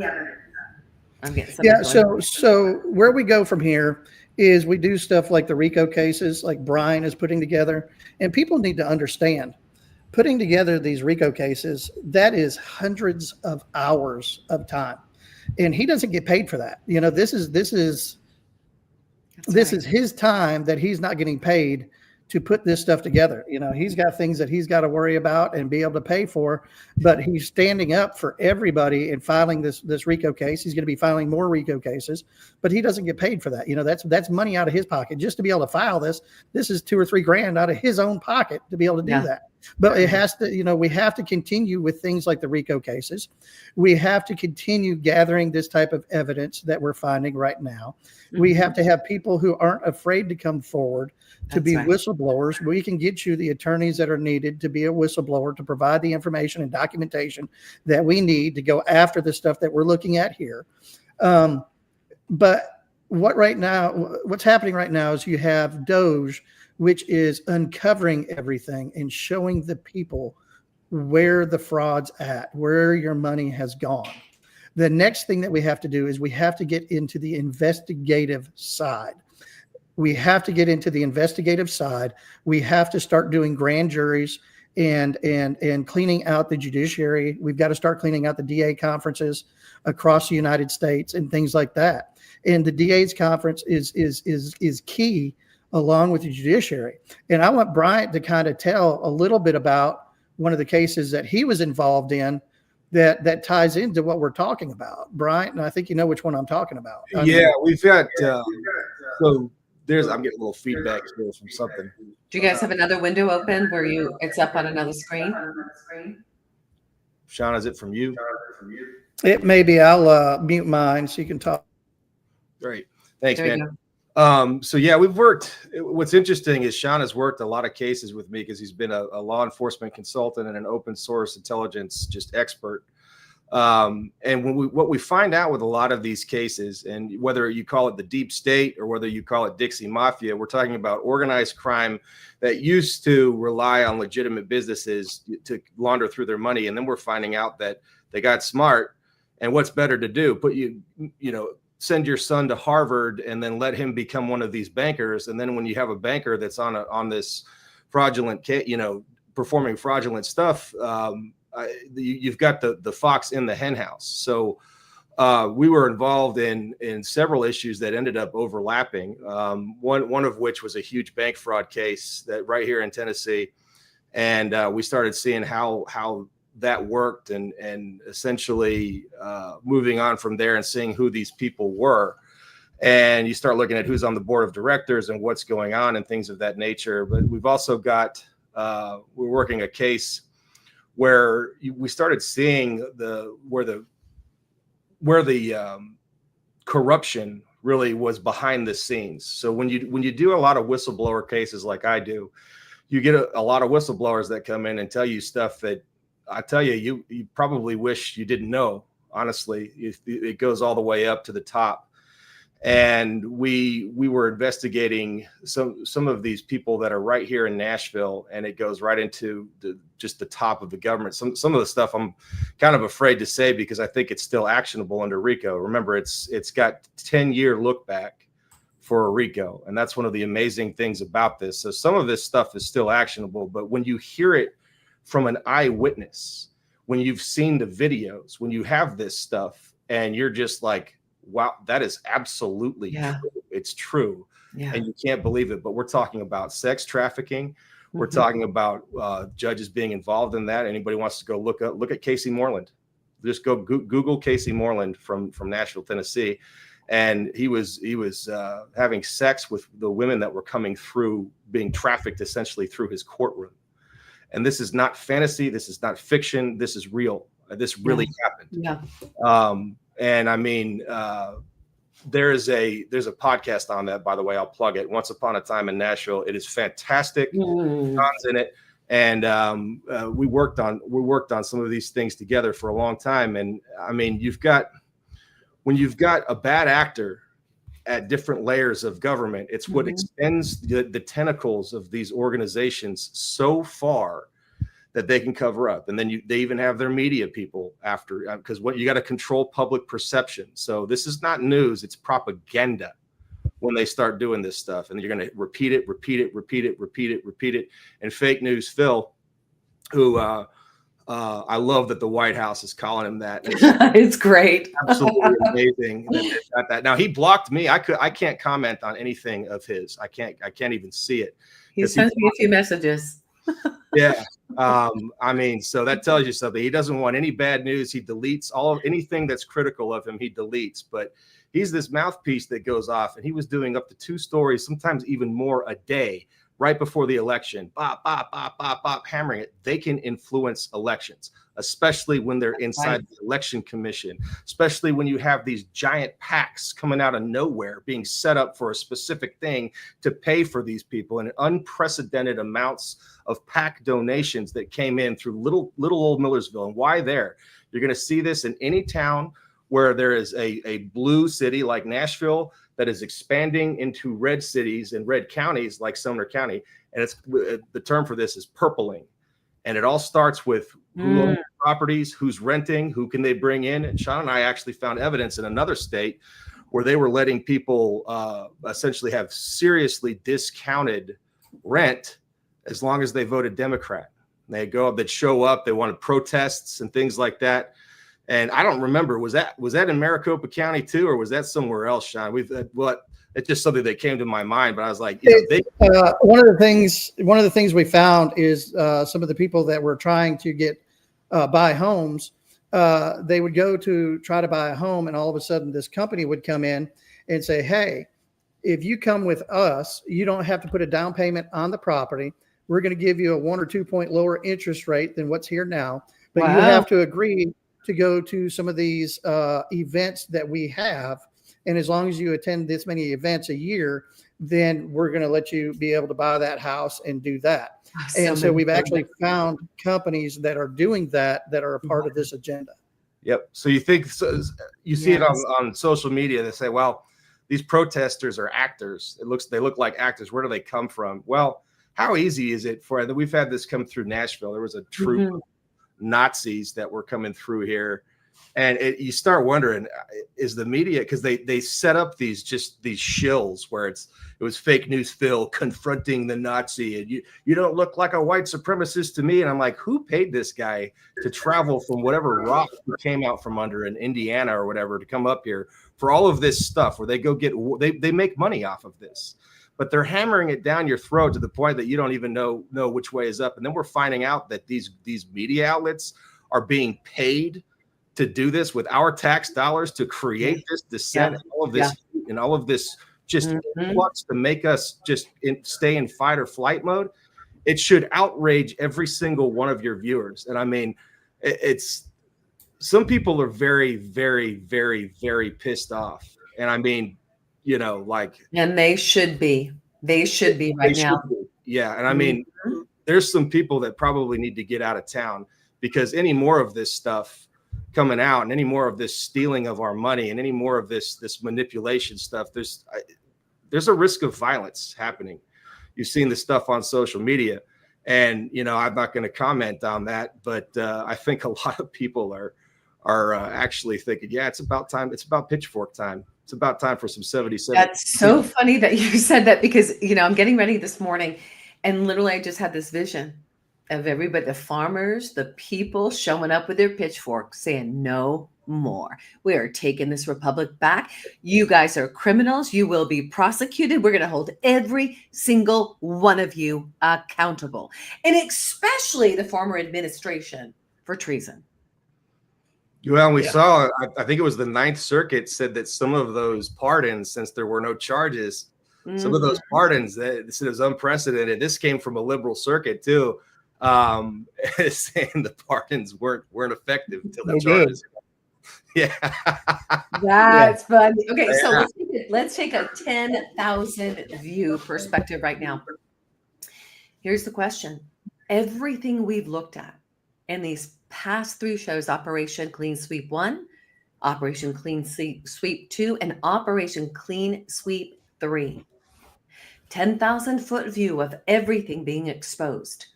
For what purpose? Why is all of this happening? All the pieces connected. Why? Money, What's the agenda? money, power, control. We've seen it with with the sex trafficking. You get the girls, you get all of this, you get the loans as payoffs. Once you're in this crew, you can control the elections. And the most important part is you get a get out of jail free card. When you commit a crime in some of these counties and you're protected, you've got top cover. Citizens can't just go prosecute somebody. Now, you can present something to a grand jury in a lot of states. And in Tennessee, you can. Other states, you can. You go demand it. But you know what that prosecutor can do? Nollie prosecute, or dismissal with prejudice, and there's nothing you can do about it. You can't sue that prosecutor and get around absolute prosecutorial immunity. So these immunities protect the key players. And then these others just get away with it. So now you don't have like the mafia and the untouchables. The untouchables are the mafia. That's it. They've merged. There's no more, So whether you call this, we call it Dixie Mafia down here, but it's organized crime, deep state stuff, and it's the appointed officials. So you have your elected officials, and who they appoint is critical. And so hopefully we'll see some draining of the swamp when they get new appointees coming in. Yes. But like the U.S. attorney's positions are coming up. Those are federal positions. And I think Tennessee is going to be a flashpoint for a lot of this based on the connections that we have here that flow to other states.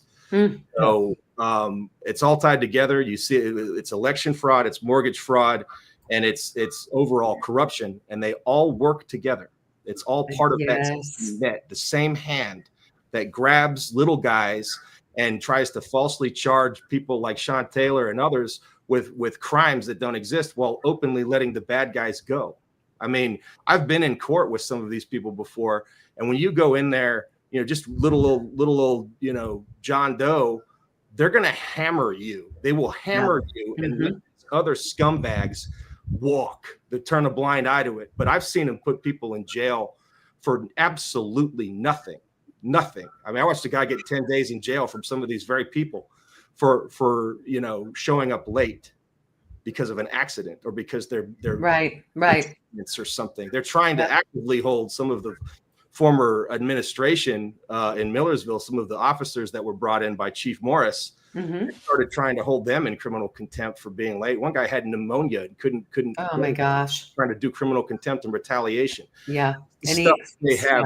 When they have that power, they have the control of the courts. And one more thing I wanted to add, when you have these frivolous lawsuits like what we were discussing, I wanted to expound on that because citizens need to be wary of this. Frivolous lawsuit, this lawsuit that Charlene Almiller was in, that she filed pro se, she's an attorney, right?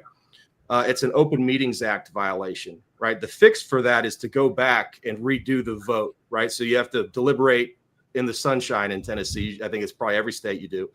If you have a deliberation, then you go vote, the vote is undone, and then you just go redo it and deliberate if you must. There's no requirement for deliberation, but do it if you will.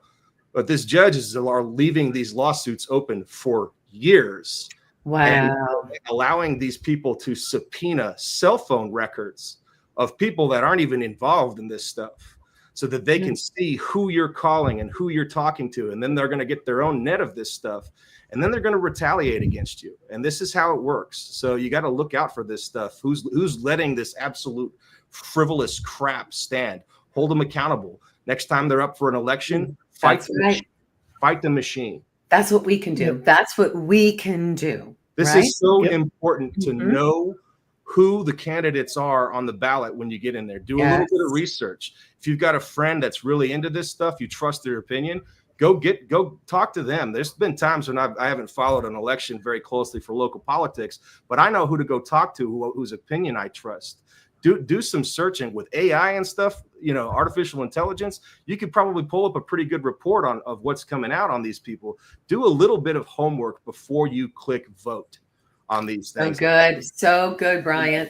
And that's So good. assuming your vote's actually not going to be fraudulently tossed out. That's a whole nother thing. But at least do your homework and be sure. We had this issue in Millersville where they got the wrong ballot. They were intentionally given the wrong ballot to drown out the votes that they knew were people that were going to be voting for a candidate that they didn't like. So ridiculous. So ridiculous. And you got to set it aside. You got to go talk to this person. Say, you gave me the wrong ballots. Don't click yes. Don't click submit. You know, that's right. That's right. You know, Bryant, I was one of those people who went to vote in 2020, and they had told the couple before me they had already voted. So, and the couple was confused. They left. We went to vote next, both my husband and myself. We gave them our names. They actually asked, you know, who we were. That's actually a pretty big deal. So, and we take out our IDs, of course, because that's what should be happening. Right. And they said, Mr. and Mrs. Yeater, you're good to go. You've already voted. That was the grand awakening. Yes, who did I vote that for? Was the grand awakening for me. That's what it took. Mama woke up. Yeah, absolutely. Okay, Shawn, 10,000 foot view, global agenda. What is the agenda? Why is all of this happening? For what purpose?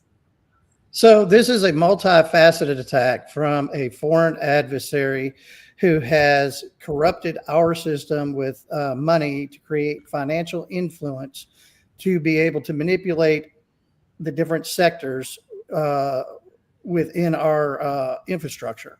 So basically, those infrastructures are the law within your civil courts, within your criminal courts. We've seen that the bar is becoming a part of this now. We have seen that the real estate, the banks are a part of this now. The construction industry is a part of this now. So they're attacking multiple areas of our infrastructure. And you've got to look at how much land China is purchasing in the United States as well. It's also, a lot of the land is very close to our military installations and things like that. Mm-hmm. We're finding out that, we've got lists of electronics that we can and can't use within our government facilities. Heck, we found out in Millersville, we had camera systems that were on the list that we weren't supposed to use that have AI attached to them that report Chinese, back to China. Yeah, you run these through packets and it goes straight back to Beijing. Yeah, so we have this multifaceted attack that's happening where they're pushing these agendas throughout the world. And, Canada fell for it. And there's a lot of people up there who are pissed off and they want their freedom back. We have the people in Australia who are being attacked. And, this is about dominance and being able to create control. And this is them trying to create an oligarchy government is what they're doing. And they have to take over key counties in key states to be able to continue manipulating everything. So this is an attack on our sovereignty in this country. And we have political officials who have committed treason by going and being a part of this. Any political official who has received money from any of this, any political official who has tried to stop a legitimate vote, any political official who has tried to stop legitimate things that the citizens are bringing forward or law enforcement is bringing forward, as far as I'm concerned, that's treason and they should be brought up on trial because they are acting under a foreign adversary's control because of the money. So at this point, it's time for DOGE to go in, start tearing apart. That way we're going to be able to identify where the money is going to. Mm-hmm. That's where we go in and we clean out the IRS. We clean out USAID. We clean out all of these different areas so that we have a clear playing field of what we're looking at. Then what we do is we assign the investigative teams to start going after these public officials and even private people and industries and things like that. And we start charging them. We start putting people in prison. But we have to start with the judiciary and the district attorneys conferences across the United States. We have to clean out the DOJ and every single assistant U.S. prosecutor, every AUSA there is. We got to get rid of them. It's time to start new and put some good people in charge there. I think Pam Bondi's on her way with that, but we're gonna have to use that to go after your state, the state play, the local areas and things like that. So once you clean those states out and you have these district attorney conferences that are broke up, you've charged them criminally, you got them in prison or whatever they're going to be on, as well as the judges. Then you're going to be able to clean out your election and all of that, clean up your election offices like we have here in Sumner County that needs to be cleaned out. And we start putting people in that have absolutely 100% had a complete background check. And I think it's time that if you're going to be an elected official, that FinCEN reports and your financial reports have to be run so we can see where your money is coming from, where your money is going to, so we can identify any threats in the future. And that's the only way we're going to be able to do that. That's how you're going to be these people who are put into office are accountable to the people. Because at the end of the day, it's we, the people, that matter. It's our money that they have stolen, and they're using our own tax money against us. We are literally funding the attack that they are committing against us right now. Okay. We're funding our own demise. And that's what's happening. We are. People thought it was George Soros. George Soros it appears that he's just using our money, you know. I mean, this is the thing. Yeah. And I think, Kim, it's going to be critical here. Trump's picks, the Trump administration's picks for U.S. attorneys in these positions.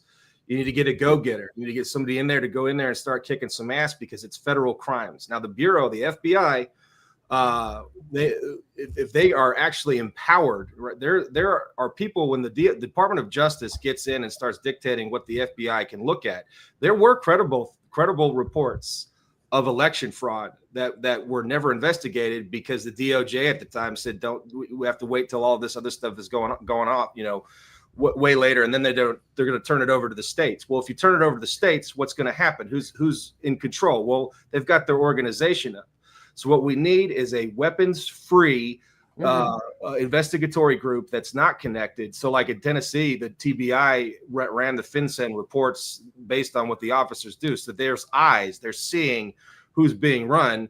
And, you know, I can't say who was run, but there was a particular one that triggered this. Oh, well, whoa, we got to stop this thing. You can't disclose the target of a FinCEN report, apparently, unless you're the TBI, then you could do it. That's a story. Yeah. It's a felony. It's a felony to do that, but they're doing it. So we really can't make this stuff up. But I think we're going to see that this administration at the federal level, because these are federal crimes, and the judge that I mentioned before, Casey Moreland, it was the FBI who went after him, and he was prosecuted in federal court. And there's reasons for that. Federal courts were set up literally as part of the way to avoid local corruption for these things. And I mean, the judicial races here it's not partisan, but there's the Republican judge and then the Democrat judge. They're backed, but it's not officially a partisan election, although it is. So like, who's behind it?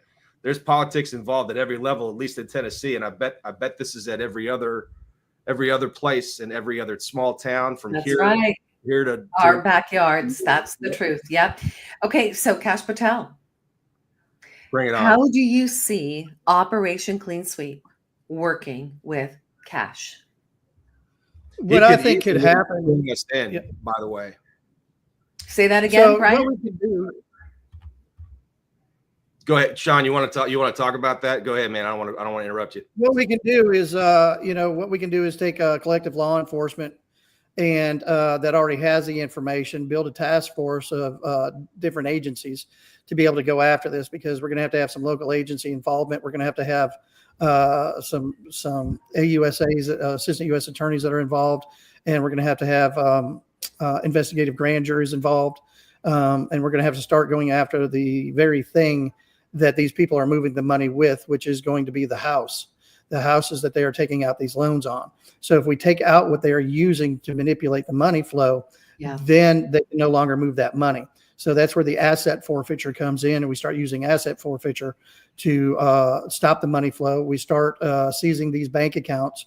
And just because a bank account is in another country doesn't mean that we cannot go get that money. Believe me, there are numerous cases in the United States with the DOJ where they have gone over to other countries and pulled that money back out of accounts that is illicit funds, hundreds of millions of dollars. Okay. So what we've got to do is we've got to be able to build a team and talk to Cash Patel, build this team up. And it needs to be, different people from different federal agencies that come together to do this. And, a great place to start is right here in Tennessee, because we've already got the roadmap. We know who's doing what. and we can make it happen. Yeah, this is not as hard as it sounds. So, like, remember, DOGE was at one point another agency that had been created. The way the federal laws work, the president can just rename an agency. It doesn't even require a presidential mandate. It could be done by a memorandum. But a federal task force is one option. Another one is to rebrand a mothballed investigative unit, fund it, or if we're going to find plenty of funding with what DOGE is doing right now. I mean, it doesn't take that much, but this team needs to have people with experience. That needs to have either what's called a SALSA, Special Assistant U.S. Attorney. The only qualifications are that you're an attorney. So this is it. So you could create this task force or this specialized unit that doesn't have to run their searches through a portal that's monitored by another. It's good. It's direct in a lot of these circumstances. You won't run into the interference, which comes into play. And this stuff, it could be easily funded. It could be, run through some things. There's wiretap rooms and things that are already ready to go, and things like that you can join into. But this thing, based on some of the estimates that we were looking at, some of the information I've shared with Shawn, we could get something 30, 60, 90 days and hit the ground running. Beautiful. And that's all it's going to take. All I got to do is give me a call.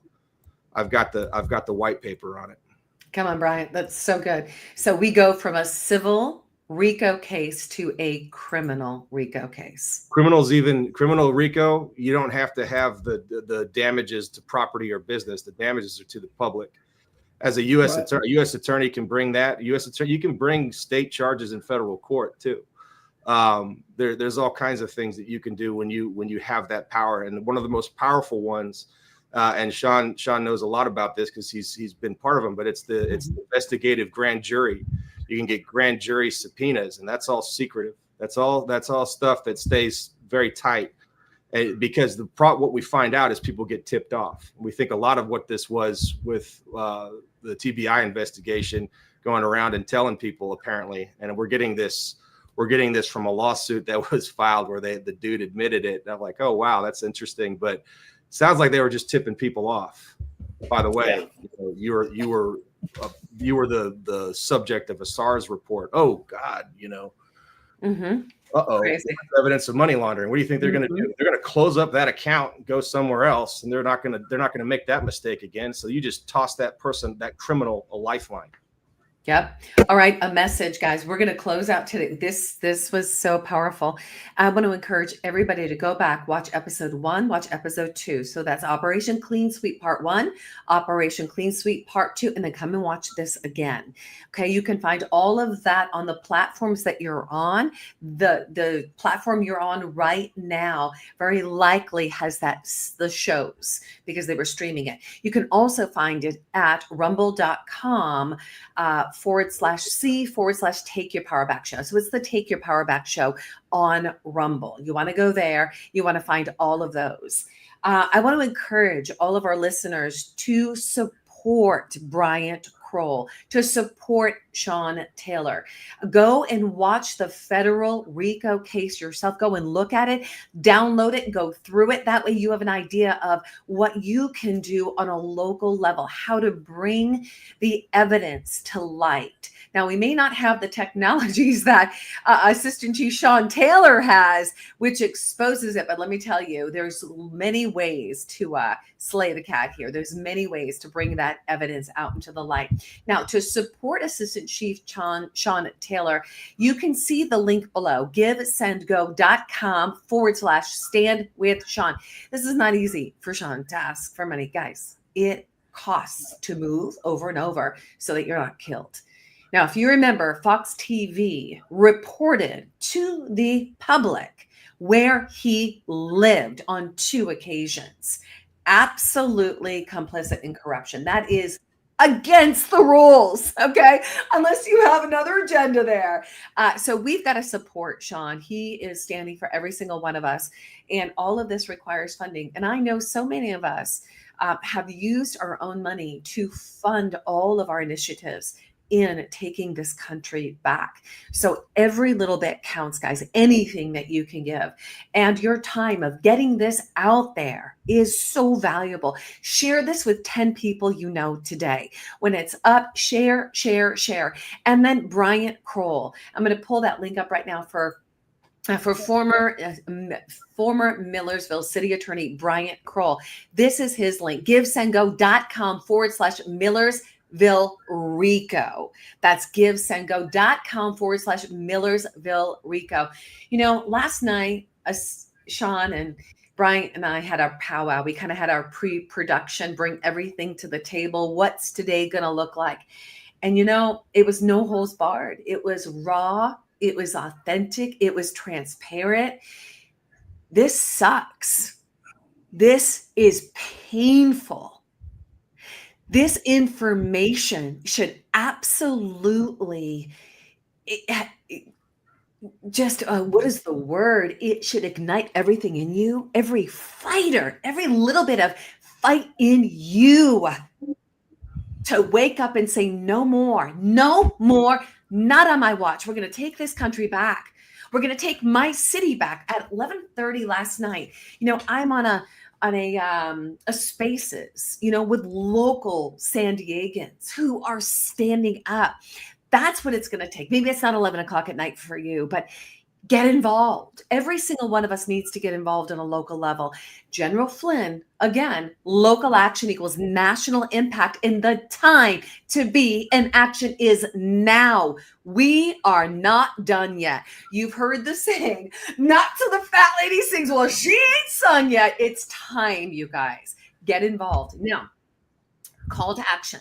So we know getting involved, call to action, sharing this call to action. Shawn, Bryant, I want a word, a call to action for you guys, for the people, and then for those out there who are complicit in this illegal activity. It's time. It's a matter of time before the people that are complicit are going to be wrapped up in this thing. We're going to follow the money, you know. And I want to say, Kim, thank you so much for having us out here. I've gotten a lot of calls and emails from your supporters, from people that watch your stuff. And anybody that has information on anything, feel free to email. You can email me through my website. That's up there, BryantKroll.com. It's secure. Only I look at it. I'll get it there. And Shawn has some that he uses too. You can feel free to give him any sort of tips or anything like that. And what you say to me, it's privileged. I won't release anything unless you want me to. So I appreciate that. And any of the donations that go to the Millersville RICO, that's 100% for Detective Michael Candler and Captain Todd Doris for their legal expenses. All of this stuff does cost money, the filing fees, all of the service of process and things like that. There's funds that come out. And so if you want to help these guys who are just wrapped up in this fake news BS, if you want to help them fight back, those donations will go directly to fight that cause.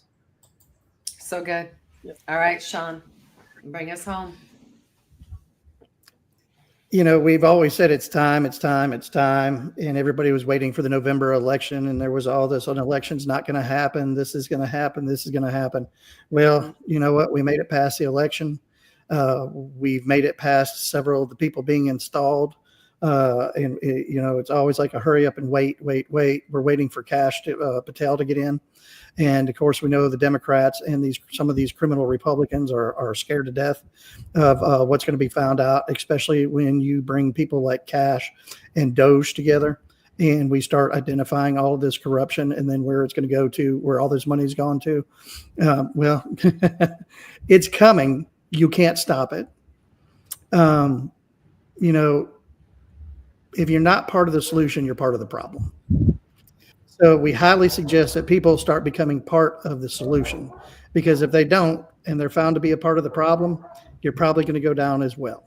You're probably going to end up being charged for something that you were involved in. We've got a lot of people that are bringing information forward. Bryant and I have received information from whistleblowers already that, you know, we haven't discussed publicly. We won't discuss publicly because that'll go into criminal things that they brought information forward on with some of these individuals that we've talked about directly, some of these agencies that we've talked about directly. Yeah. And things are about to get good. Things are about to really heat up, but people need to understand we are in the war right now. What was happening before, that wasn't the war. This is the war. We have until the 2026 midterm elections to be able to disrupt this enough to keep them from being able to take control of the other side, where they get the numbers and they can stop us from moving forward with taking out this corruption. So we have a very short time frame. We have a very limited window where we can act to be able to get all of this done and disrupt this enough that we're able to bring accountability forward and be able to show the people that paid all of these hundreds of millions of dollars in taxes that the government takes that theft seriously.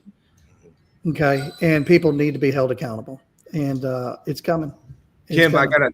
I gotta put one more thing in on that. Come on.